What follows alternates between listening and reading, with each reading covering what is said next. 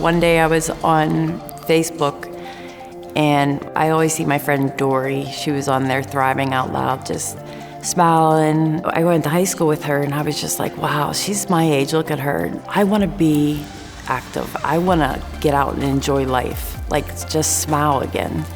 And I reached out to Dory and I'm like, Dory, what's Thrive? She was on my porch that night with samples in her hand and I took it. I was really thankful that I did.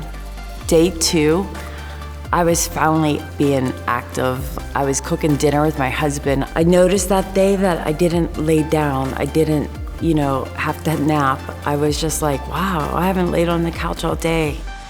On day 4 was the moment that I was like, wow, this is incredible, because my husband said to me, whatever this is, we are ordering it because I finally got my wife back.